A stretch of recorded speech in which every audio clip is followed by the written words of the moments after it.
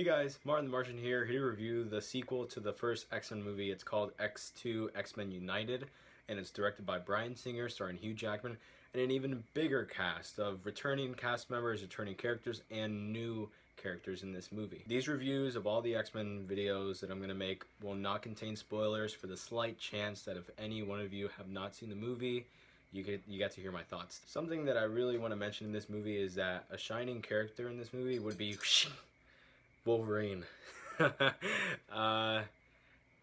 These are butter knives. But not just Wolverine, the other characters, the returning cast members like Halle as Storm, forget the other actor's name, but Jean Grey and Cyclops, they all did even better this time. They had more to their character. Not necessarily Cyclops, but the others, yes. And also Patrick Stewart as Professor X, and I keep on forgetting the actor's name, but Magneto in this movie, they're even deeper into this movie. There's more tension when they're in the scenes together, and I just think it's always great when they're together because it's a weird rival dynamic between them two. Now, I said in the first review that I felt like there was more mystique needed in the movie, that there wasn't really any lines to her.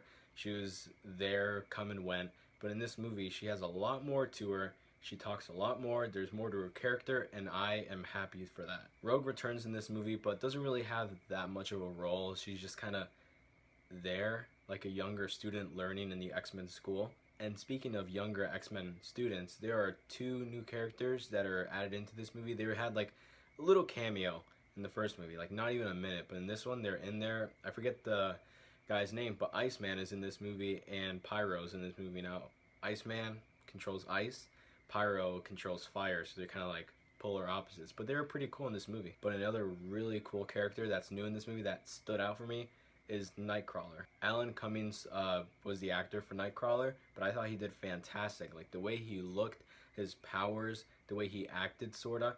His religious background too. This Nightcrawler character is like a Catholic. Nightcrawler's power is to teleport, and it's pretty cool because every time you see him teleport, there's like a little like puff of like smoke, and he sort of has that sort of animal instinct to him, sort of like Wolverine and other characters like that. Now, this movie does what a sequel is supposed to do, like step up the game, be better than the previous one. Most sequels nowadays are not that great. They don't really hold up as much as the original, but this one does. It exceeds the original, and it does even better with even more characters, which was probably its biggest challenge. But with the amount of characters they had a good amount of time shared between all the characters. Some of them had more shining moments than others, but that doesn't really bother me because they're not really the main characters. The main characters are the main X-Men. Characters like the students and stuff, they don't really have a lot because they're just like students. They're not the main heroes that are trying to save the world and stuff. This movie has a lot more backstory on Wolverine. You know, if you watch the first X-Men movie, there's not really anything to Wolverine. There's just this big mystery as to his past. Like, how did he get that power? What is he doing in Canada? Like, how did this all happen? What brought him to here? And in this movie, it has a lot of backstory explaining how he got his powers and everything. Now, with that being said, I have to mention that this movie has two villains. Magneto is back as the villain in this movie, but there's also another villain that's probably just as bad, whose name is William Stryker.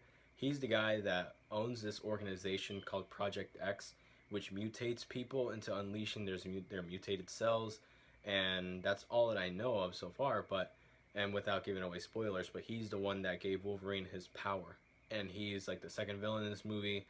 And yes, the plot can sound a little bit complicated because there's like so many mutants and so many things happening. With two villains, it can get convoluted and bloated really quickly.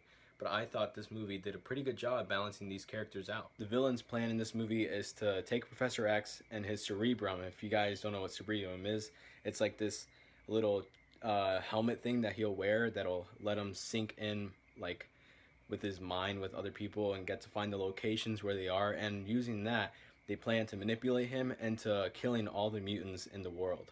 And that's their plan. Sounds really sort of convoluted, but it works, and it's pretty insane. Now, when I said that Wolverine had a really was like the shining star character in this movie, he's like the main character in all the X-Men movies. Most of them revolve around him.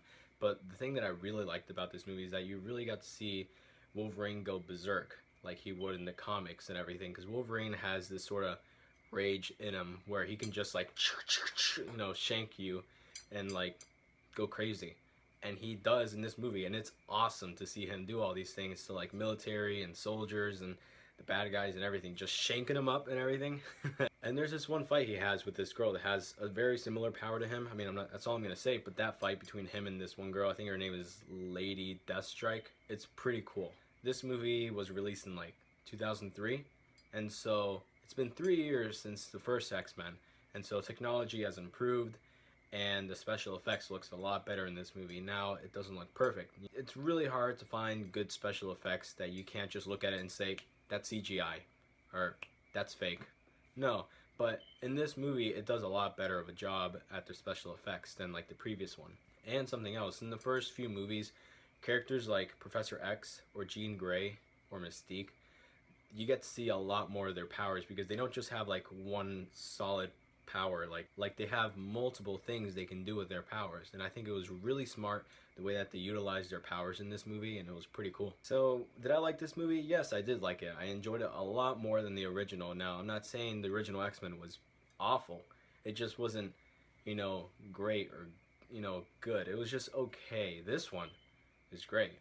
Like it goes from okay to great. Now like it takes another step, more than another step, it takes a leap up there for a sequel. With the amount of characters they have, with the plot, everything, it's just great. I really enjoyed this movie, and I'm gonna give it a 4 out of 5. I do think it deserves that type of rating because it is a great movie, a great comic book movie, and a great movie as well. Alright, so thank you guys for watching, and my next review would be for X-Men Last Stand. Oh, I forgot to show. X2. Yeah, there it is. But my next one would be X-Men 3 Last Stand. Well, X-Men 3.